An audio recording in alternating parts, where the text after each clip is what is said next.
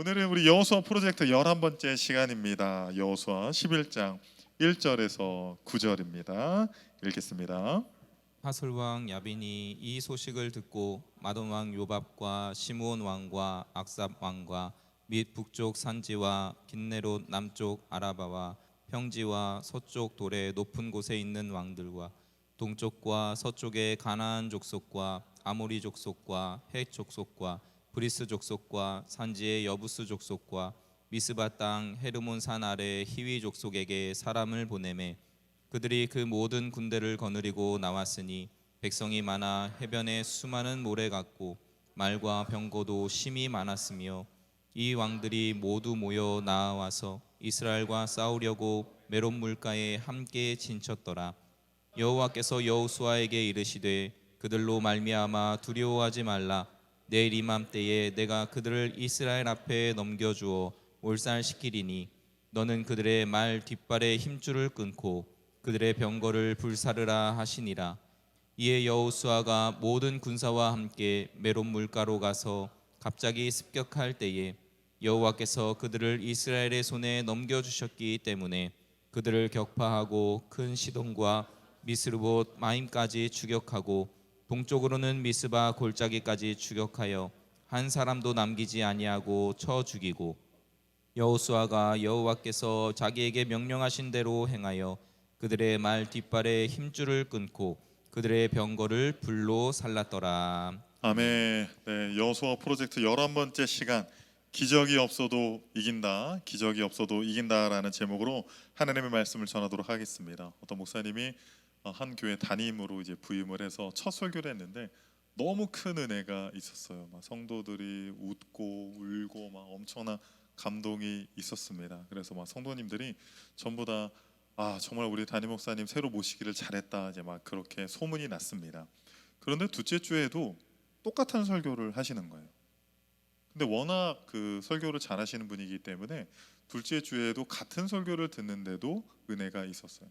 근데 셋째 주에도, 넷째 주에도, 저도 한번 이렇게 해볼까요? 이렇게 한 달이 넘게 계속 똑같은 설교를 하니까 막 성도들 사이에서 막 난리와 분란이 일어났습니다. 그래서 장로님을 위시해가지고 목사님을 찾아갔어요. 아니 목사님, 왜 자꾸 똑같은 설교를 하십니까? 그 목사님이 그렇게 대답을 했대요. 여러분들이 설교를 듣고 은혜를 받으나 삶으로 살지 않기 때문입니다. 사실 이 이야기가 우리에게 주는 메시지는 좀 분명한 것 같아요. 우리가 말씀을 들었다면 그 말씀이 우리의 삶에서 나타나야 되는 거예요.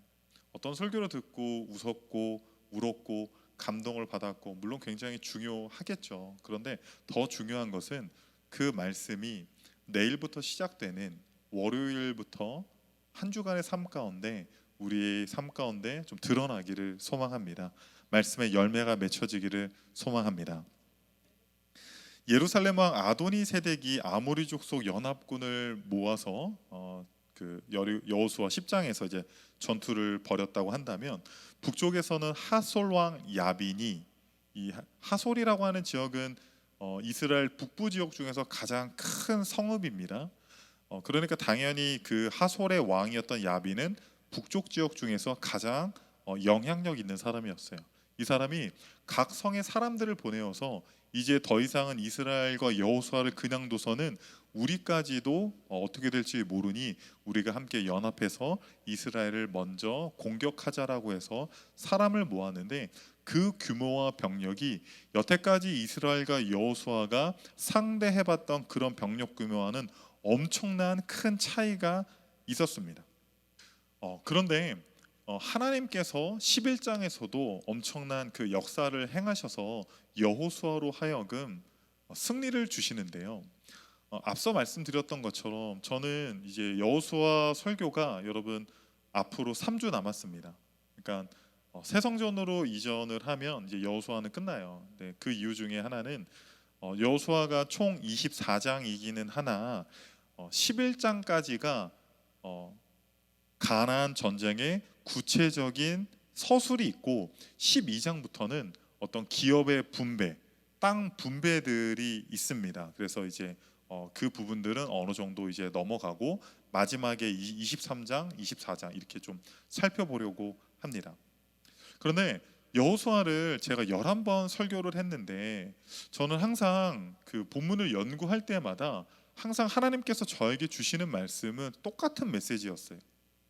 상황과 환경과 사건은 다르지만 매 장마다 하나님께서 우리에게 말씀하시는 것들이 너무나도 분명했고 항상 똑같은 메시지를 우리들에게 주셨다라는 거예요.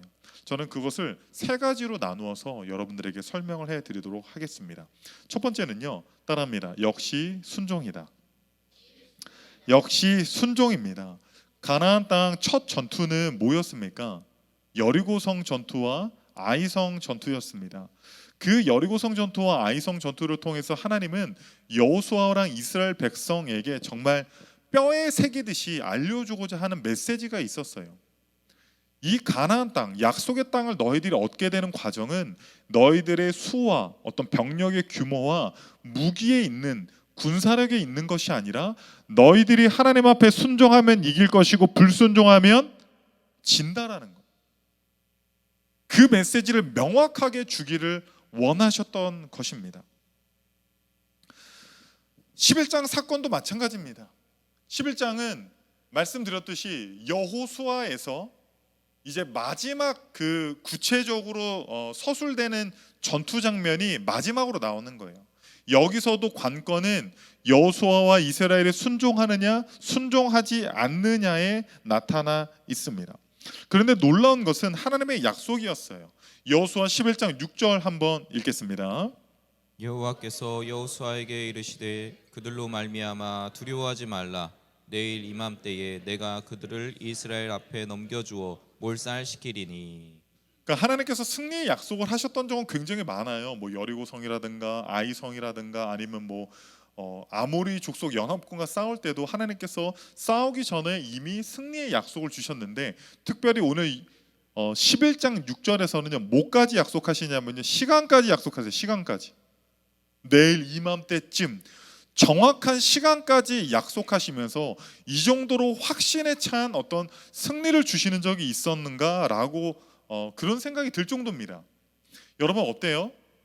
이러한 약속은 여호수아와 이스라엘로 하여금 강한 자신감과 확신을 주기도 하지만 이 정도 어떤 시간까지 이렇게 말씀하시는 확신은 이 약속은 사람으로 하여금 좀 해이하게 하는 거 아닙니까?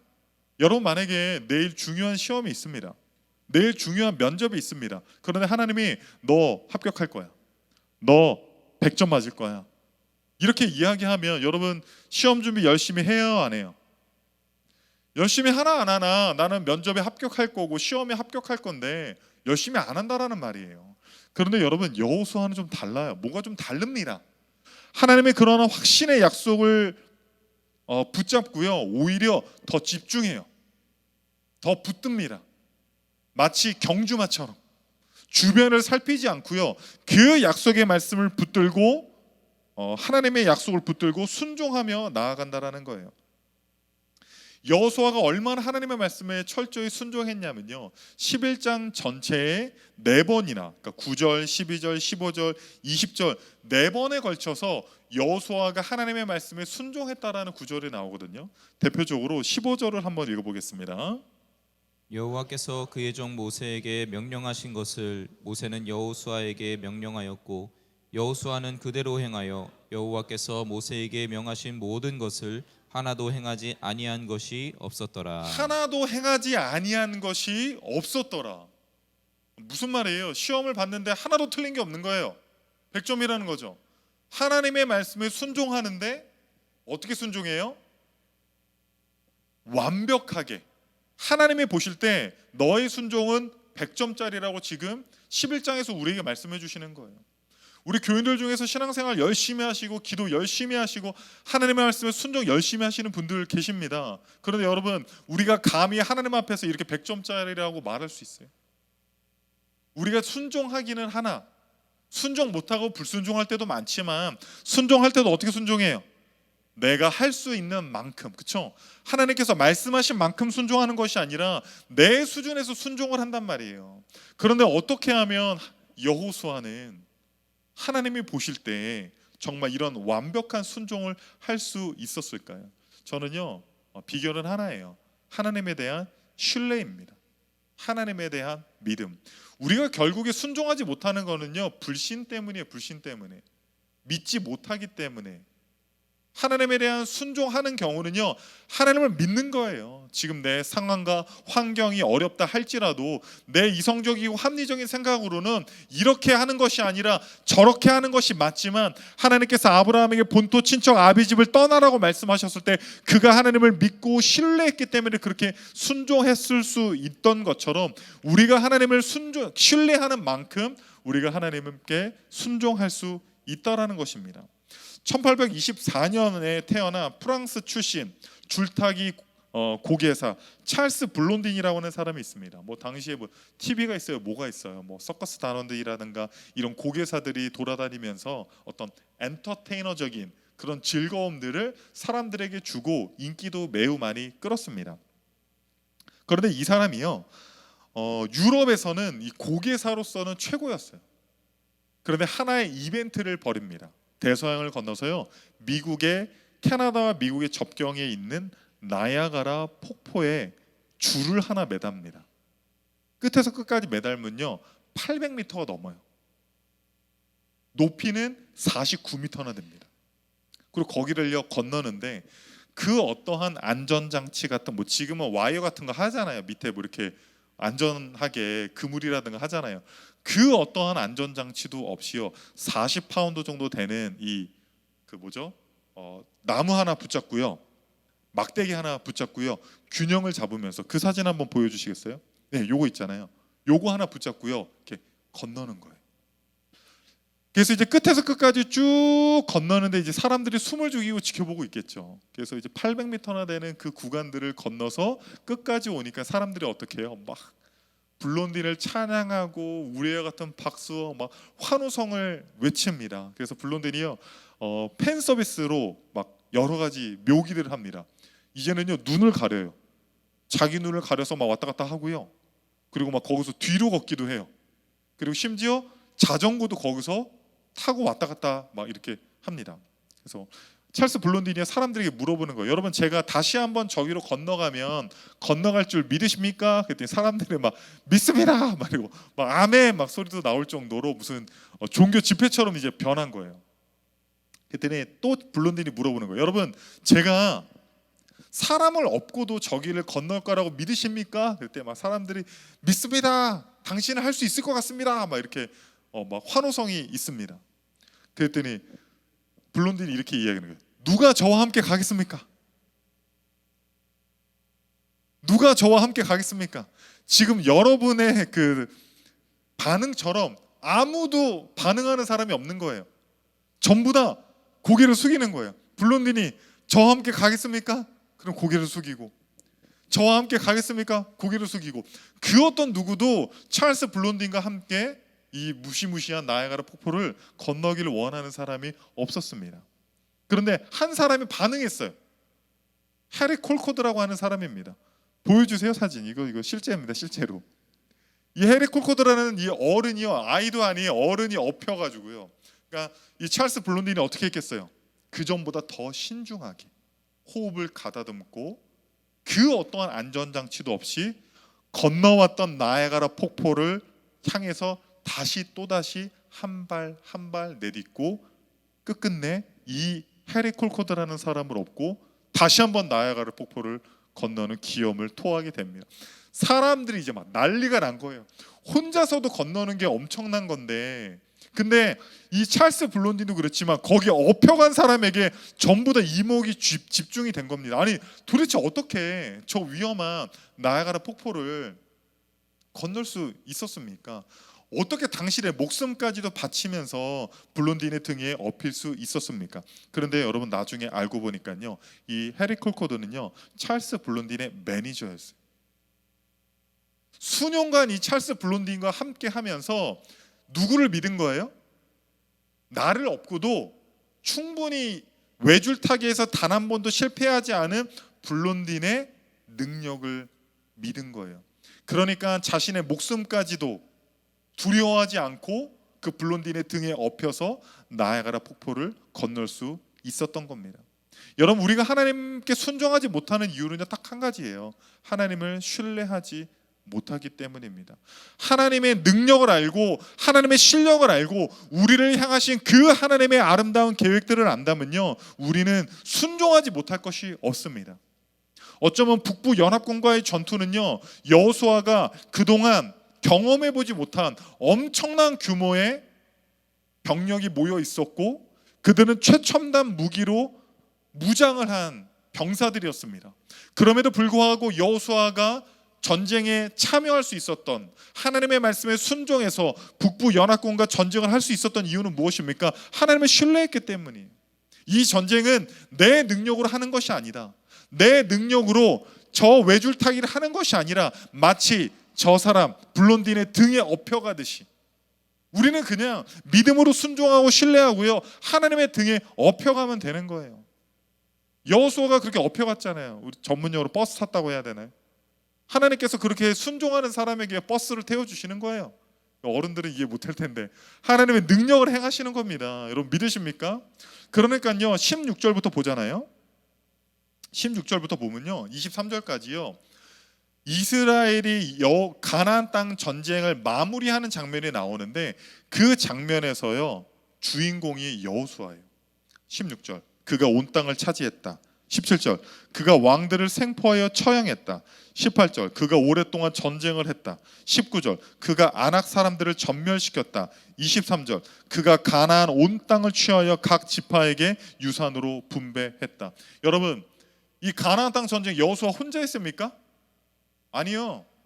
이스라엘이 함께 했고요. 그리고 기적을 통해서 하나님께서 역사하신 경우가 더 많아요. 그럼에도 불구하고 하나님께서는 지금 누구를 주인공으로 쓰시는 거예요? 누구를 높이시는 거예요? 하나님을 신뢰하고 하나님을 순종한 여호수아가 그 모든 일을 행한 것처럼 순종하는 사람을 높여주시는 줄 믿으시기 바랍니다. 우리 옆 사람에게 고백합시다. 역시 순종입니다. 두 번째는요, 기적이 없어도 이긴다라는 거예요. 기적이 없어도 이긴다. 북부와의 전쟁은 엄청난 전쟁이었습니다. 4절과 5절 한번 읽겠습니다. 그들이 그 모든 군대를 거느리고 나왔으니 백성이 많아 해변에 수많은 모래 같고 말과 병거도 심히 많았으며 이 왕들이 모두 모여 나와서 이스라엘과 싸우려고 메론 물가에 함께 진쳤더라. 네, 이 4절에 모래 같고 할 때 이제 히브리어가 카홀인데요. 이 카라고 하는 단어는 접속사예요. 뭐뭐와 같은이고, 이제 홀이 모래인데, 항상 이 카홀은 이제 바닷가의 모래와 같은이라는 표현으로 많이 사용이 됩니다. 그래서 우리가 잘 아는 것처럼 창세기 22장에 아브라함한테 너의 후손이 바닷가의 모래 같을 것이다 라고 하는 어떤 시적인 표현인데, 이 표현이 북부 연합군에게 쓰였을 때는 어떠한 의미냐면, 북부 연합군의 그 수가 사람의 손으론 능히 셀 수 없는 엄청난 병력의 규모였다라는 것을 우리들에게 보여주고 있습니다. 그런데 사람 숫자만 많았던 것이 아닙니다. 거기에 뭐가 있었어요? 그 사람들에게는 말과 전차, 이 병거가 있었습니다. 당시 시기는 청동기 시기였거든요. 이스라엘 백성들에게는 변변한 무기가 사실 있지는 않았어요.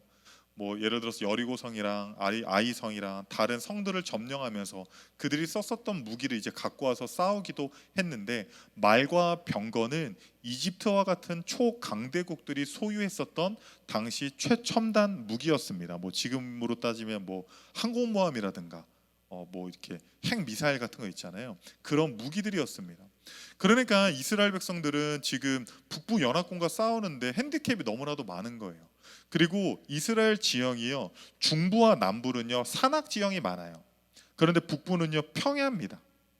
평야에서 이스라엘 백성들이 가뜩이나 숫자도 적은데 상대편은 뭐가 있어요? 전차와 말을 이끌고 싸움을 한다면 지금 상식선에서 이스라엘 백성들이 북부 연합군을 이긴다라는 것은 불가능하다라는 거예요. 그런데 여러분, 우리가 지난주 10장에 어떠한 역사를 봤습니까? 아모리 연합군과의 전쟁에서 하나님께서 이스라엘에게 승리를 주실 때 엄청난 기적을 행하시잖아요. 뭘 사용하셨죠? 우박을 사용하셨죠. 그래서 이스라엘 백성들의 칼에 죽은 자보다 우박에 죽은 자가 더 많았고, 심지어 어떠한 일이 있었어요? 태양이 멈추고 또 달이 멈추는 그러한 정말 역사상 전무후무한 그 기적과 같은 역사들을 베푸셨습니다. 어쩌면 여호수아와 이스라엘 백성들은요, 기적을 기대했을 수 있어요. 왜냐하면 하나님께서 내일 이맘때쯤이라고 하는 정확한 시간에 대한 약속을 하셨을 뿐만 아니라 지금 병력 규모가 상대가 돼야 안 돼요. 군사력, 무기가 상대가 돼야 안 돼요. 전혀 상대가 안 돼요. 그냥 사실은 이스라엘 백성은 절대 이길 수 없는 규모입니다. 하나님이 기적을 행하시겠지, 하나님이 역사하시겠지. 그런데 정말 놀라운 것은 무엇입니까? 아무런 기적이 없어요. 아무런 기적이 없어요. 그런데 어때요? 기적이 없어도 이스라엘이 승리합니다. 11절 12절 읽겠습니다. 그 가운데 모든 사람을 칼날로 쳐서 진멸하여 호흡이 있는 자는 하나도 남기지 아니하였고 또 하소를 불로 살랐고 여호수아가 그 왕들의 모든 성읍과 그 모든 왕을 붙잡아 칼날로 쳐서 진멸하여 바쳤으니 여호와의 종 모세가 명령한 것과 같이 하였으되. 기적이 없어도 이깁니다. 저 한번 따라해 주겠어요? 기적이 없어도 이긴다. 우리는 이스라엘 백성들이 항상 어떤 하나님의 기적, 초자연적인 역사를 통해서 가나안 땅을 점령했다라고 착각하는데 그렇지 않습니다. 오히려 이스라엘 백성들이 정말로 너무나도 중요한 북부와의 전투에서 단 하나의 기적도 없음에도 불구하고 하나님께서는 여호수아의 손을 들어주시고 이스라엘에게 승리를 허락하신다라는 거예요. 믿으십니까? 사실 우리가 성경을 읽고 신앙생활을 하다 보면 기적을 위해서 기도하는 경우가 너무나도 많이 있어요. 기적을 위해서 기도하는 경우가. 우리 학생들 얼마나 많은 기적을 위해서 기도합니까?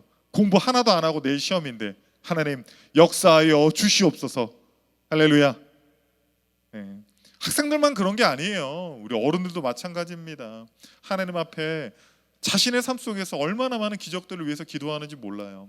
그런데 여러분, 이 이스라엘 백성들이 출애굽하면서부터 광야 생활과 그리고 가나안 땅을 점령하는 이 여정을 많은 신학자들이 우리 그리스도인들의 신앙생활에 비유해서 설명할 때가 많아요. 여러분, 초신자 때는 어때요? 초신자 때는요, 막 기도응답도 잘 되고 뭐 은혜도 넘치고 하나님이 막 함께 하시는 것들을 너무나도 많이 경험을 해요. 그런데 여러분, 이스라엘 백성들이 출애굽할 때 어땠어요? 이집트랑 싸웠어요? 아무것도 안 했어요. 가만히 있었어요. 그런데 10가지 재앙이라고 하는 기적을 통해서 이집트를 초토화시키고 홍해가 막 갈라져요. 그리고 저 광야에서 어떻습니까? 광야에서 만나와 메추라기, 구름기둥, 불기둥, 요단강도 갈라지고, 하나님께서 이 신앙의 초기 단계에 있는 사람들에게는 이런 기적과 같은 역사들을 베푸시는데요, 이제 요단강을 건넌 이후에 약속의 땅에 딱 들어가니까 어떤 일들이 생깁니까? 어떤 일들이 생겨요? 여호수아 5장 12절 읽겠습니다. 그 땅 소산을 먹은 다음 날에 만나가 그쳤으니 이스라엘 사람들이 다시는 만나를 얻지 못하였고 그 해에 가나안 땅의 열매를 먹었더라. 아니, 만나 없으면 어떡해요?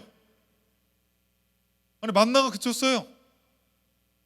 성경에 나와 있지는 않지만 구름기둥, 불기둥도 더 이상 이스라엘 백성들을 호위하지 않습니다. 그들을 인도하지 않아요. 구름기둥, 불기둥은 이스라엘 백성들을 보호하는 역할도 했지만 그들을 인도하는 역할을 했었거든요. 가시적으로 눈에 보였단 말이에요. 그런데 이제는 하나님의 그 역사가, 기적이 눈에 보이지 않을 뿐만 아니라 완전히 끊어져 버렸다라는 거예요. 그런데 어떻게 합니까? 하나님이 그 이스라엘 백성들에게 원하는 건 뭐예요? 더 이상 만나와 메추라기가 아니라 어떻게 해요? 그 땅의 소산으로 먹고 살기를 원하시는 거예요. 우리도 마찬가지라는 거예요. 항상 기적을 바라고 항상 뭔가 막 초자연적인 역사들을 바란다면 여러분, 초신자 신앙에 밖에 이루어지지 못합니다. 광야 계속 돌아야 돼요. 광야. 그럼 만나도 주시고요, 메추라기도 주십니다. 그런데 약속의 땅으로 가야 될 거 아니에요. 하나님이 우리에게 원하시는 그 장성한 믿음의 분량까지 자라가야 할 것 아닙니까? 성경을 통해서 주시는 은혜, 말씀을 통해서 주시는 은혜, 예배를 통해서 주시는 그 하나님의 임재를 경험할 때 우리의 일상에서 하나님이 주시는 놀라운 역사들을 우리는 경험하게 된다라는 거예요.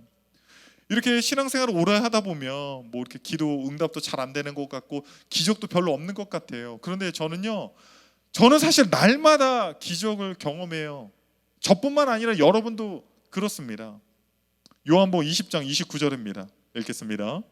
예수께서 이르시되 나를 본고로 믿느냐 보지 못하고 믿는 자들은 복되도다 하시니라. 예수님 믿으세요? 봤어요? 봤냐고요? 봤어요? 제가 뭐 지금 제 친구들은 다 그냥 다 목사예요. 그냥 그리스도인들뿐만 아니라 제 친구들 거의 99%가 다 목사입니다. 근데 제가 이제 믿지 않는 친구들을 만나던 시기에는 항상 믿지 않는 친구들이 저한테 그랬어요. 예수님 보여달라는 거예요. 네가 믿는 그 하나님 보여달라는 거예요. 그럼 자기가 믿겠다라는 거예요. 제가 너무 답답한 건 나도 본 적이 없어. 나도 본 적이 없어. 나도 보고 싶다야. 나도 답답하다. 나도 본 적이 없어요. 그런데 놀라운 건 뭐냐면요, 안 봤는데도 믿는 거야. 안 봤는데도. 이와 같은 기적이 어디 있습니까? 여러분 한 주간 직장 생활하면서 또 각자의 삶 속에서 얼마나 고단하고 힘든 일들이 얼마나 많았어요. 주일날 좀 아침에 11시까지 좀 늘어지게 자고 배달의 민족에나 뭐 좀 시켜 먹고 느긋하게 한 2-3시쯤 일어나서 그냥 공원이나 좀 걷다 오고 그렇게 좀 쉬시지, 다 그냥 교회로 오셔가지고 여러분 한 명도 안 왔으면 저도 오늘 설교 안 하고 쉬었잖아요. 편안하게. 근데 왜 다 오신 거예요? 집에서 좀 쉬시지 왜 다 오신 거예요? 우리가 보지도 않고 믿는 그 예수 그리스도 때문 아닙니까? 그럼 우리는 이미 엄청난 기적을 경험했어요. 홍해가 갈라졌고요, 요단강이 갈라졌고요, 우리 인생에서 하나님이 보여주신 그 기적들이 있는 거예요. 이제는 일상에서 주시는 그 은혜를 붙들고 살아가기를 원합니다. 기적이 없어도 우리는 승리합니다. 마지막 세 번째입니다. 마지막 세 번째는 뭡니까? 트라우마 극복입니다. 한국보건사회연구원이라는 곳에서 트라우마에 대해서 이렇게 정의를 했어요. 개인에게 신체적, 정서적으로 해롭거나 위협이 되었던 단일 사건, 여러 사건 혹은 일련의 상황으로 신체적, 사회적, 정서적, 영적 안녕에 부정적 영향이 지속되는 것을 의미함. 여러분 트라우마 혹시 있으세요? 트라우마? 여러분 인생을 한번 쭉 되돌아보면서 트라우마 같은 거 있으세요? 그런 분도 있을 수 있어요. 음식에 대한 트라우마 있을 수 있고, 장소에 대한 트라우마 있을 수 있고, 또 사람에 대한 트라우마 있을 수 있습니다. 굉장히 어린 시절에 불우했었던 그 가정사를 경험했었던 아들과 딸들은요, 성인이 돼서도 성인 남자에 대한 트라우마가 있다라는 거예요. 제가 이제 그 이야기를 듣고 사실 뭔지 되게 이렇게 마음이 아프기도 했지만, 얼마나 많은 사람들이 트라우마 때문에 힘들어하고 또 트라우마에 이렇게 사로잡혀서 사는지 최근에 좀 알게 되었습니다. 여러분, 이스라엘 백성들은 어떤 트라우마가 있었을까요? 어떤 트라우마? 이스라엘 자손들은요, 아낙 자손에 대한 트라우마가 있었어요. 이스라엘 백성들이 처음 아낙 자손을 본 때가 언제냐면요, 민수기 13장 33절입니다. 읽겠습니다. 거기서 네피림 후손인 아낙 자손의 거인들을 보았나니 우리는 스스로 보기에도 메뚜기 같으니 그들이 보기에도 그와 같았을 것이니라. 하나님께서 기적과 같은 어떤 역사들을 통해서 이스라엘 백성들을 출애굽시키시고 홍해를 건너게 하시고, 이제는 눈앞에 그 꿈의 땅, 그토록 바라고 원했던 그 약속의 꿈의 땅이, 가나안 땅이 눈앞에 있음에도 불구하고 어떻게 해요? 지금 이스라엘 백성들은 어떻게 합니까? 아낙 자손 때문에. 이 아낙 자손들은 네피림의 후손으로서 거인 족속이었습니다. 대표적으로 골리앗 같은 경우가 그랬죠. 그 사람들 앞에서 우리는 뭐예요? 메뚜기 같은 거예요.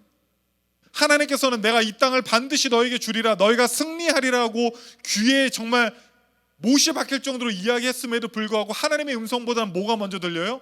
뭐가 먼저 보여요? 안악자손이 먼저 보이는 거예요. 울고 불고 이제는 망하게 되었다, 죽게 되었다, 광야로 우리를 끌고 와서 우리를 다 죽이려 하느냐, 모세와 아론에게까지 대적하고 칼을 들이밀고 이들을 죽이고 차라리 우리가 애굽으로 돌아가서 종이 되는 것이 낫겠다라고 하면서 인생 망했다라고 해서 거기서 탄식하며 통곡하게 됐다라는 거예요. 그렇게 했었던 사람들은 전부 다 어떻게 됩니까? 광야에서 다 엎드러져요. 그런데 지금 여호수아 11장에 있는 이스라엘 백성들은 민수기 13장에 안악자손을 두려워했었던 세대들의 자녀 세대들이에요. 그러니까 안악자손은 우리 부모님들의 꿈을 짓밟은 사람들이라는 거예요.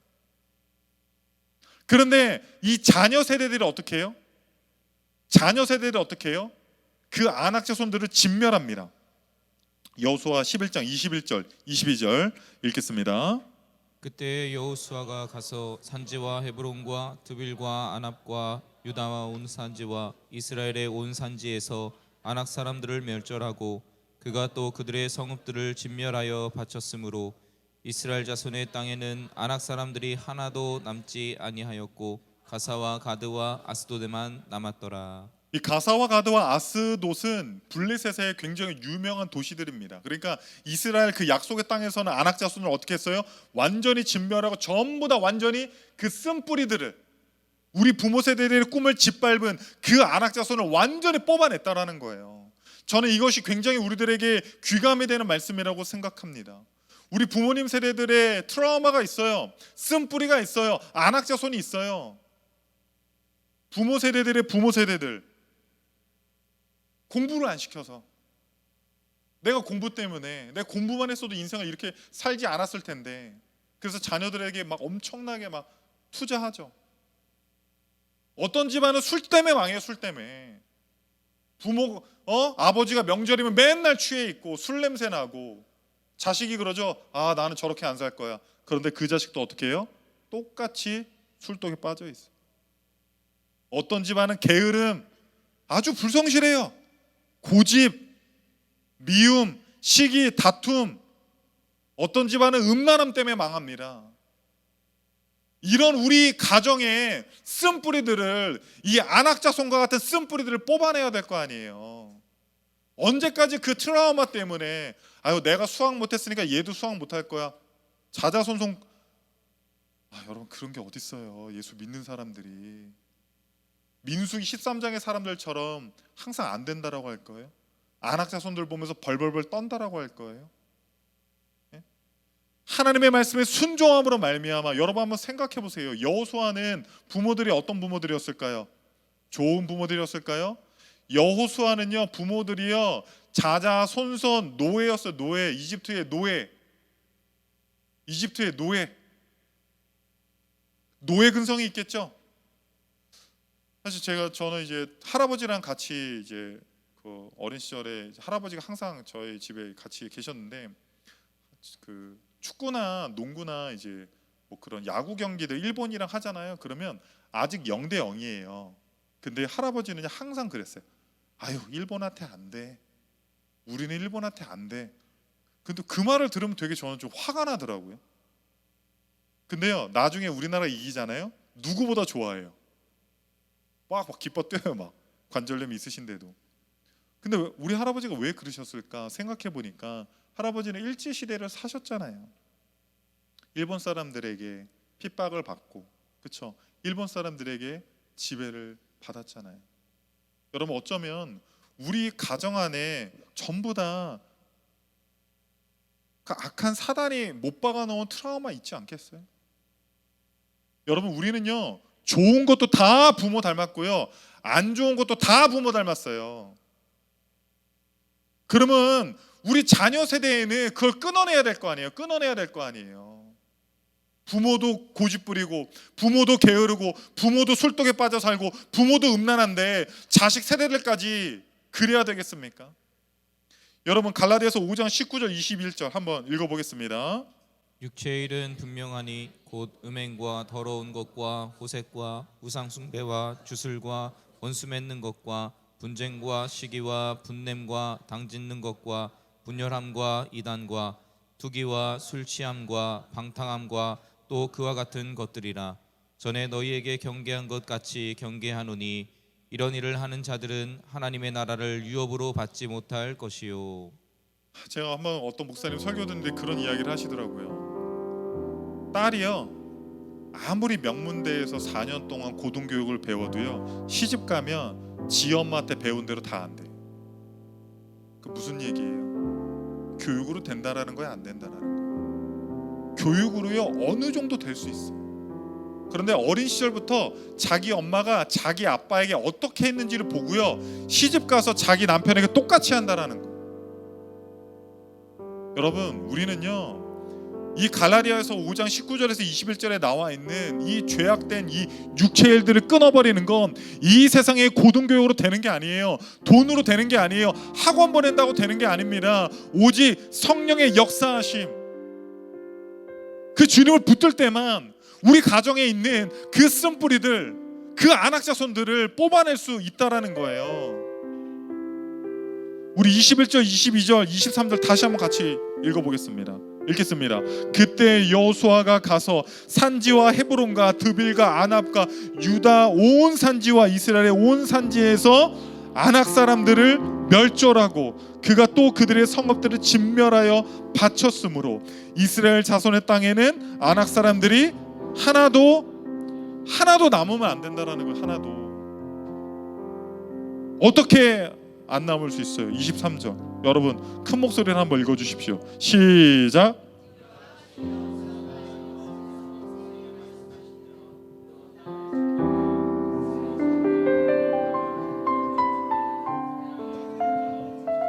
아멘. 그 땅의 아낙 자손들이 다 멸절됨으로 말미암아 전쟁이 그치게 된다라는 거예요. 전쟁이 그치게 된다라는 거예요. 저는 여러분의 자녀들 여러분보다 100배 1000배 나은 사람으로 만들 비전이 있습니다. 소망이 있습니다. 부모보다 못한 자식 만들 거예요? 아니면 부모랑 똑 닮은 자식 세대를 만들 겁니까? 부모들이 나서서 이 안악자손들을 뽑아버려야 된다라는 거예요. 부모들이 나서서 기도해야 된다라는 거예요. 부모들이 먼저 성령의 은혜를 받아야 된다라는 거예요. 학원 보낸다고 다 되는 게 아니라는 겁니다. 다른 특별한 비책이 없습니다, 여러분. 어떤 성공한 사업가가 유튜브에서 이제 강연을 하면서 막 자기가 사업에 성공한 것들을 많이 이제 이야기하고 많은 사람들이 그 사람들을 찾아가서 강연을 듣기도 하고, 그런데 젊은 사람들이 엄청나게 찾아와서 그분에게 사업을 어떻게 하면 성공하는지 비책을 알려달라고 한대요. 그런데 그분이 그런 이야기를 하더라고요. 특별한 비책이 없대요. 특별한 비책이 없대요. 그냥 포기하지 않고 죽을 만큼 노력하면 된대요. 근데 사람들은 자꾸 특별한 비책을 찾아다닌다는 거예요. 자기는 죽을 만큼 포기하지 않고 노력해서 성공했는데 자꾸 어디서 알량한 수법들, 비법들 그런 거 배워와서 성공하려고 하는 사람이 너무 많다라는 거예요. 그러면서 막 답답하다라는 거예요. 왜 이걸 안 믿냐고. 죽을 만큼 노력해서 성공하는 이 간단한 명제를 왜 믿지 않느냐고 막 답답해하더라고요. 우리의 신앙생활도 마찬가지입니다. 우리의 자녀들이 잘 되는 것도, 우리의 가정이 잘 되는 것도요, 우리 드림교회가 하나님 앞에 쓰임 받는 것도요, 특별한 비책이 없어요. 뭐 특별한 프로그램이 있는 것이 아닙니다. 우리 모두가 기적이 없어도, 우리 안에 안악자손의 쓴뿌리가 있어도요, 하나님을 신뢰하고 믿고 나아가는 거예요. 그러면 그 땅에 전쟁이 그치게 돼요. 비로소 하나님께서 여호수아를 사용하신 것처럼 우리를 들어 올려 사용하실 줄 믿습니다.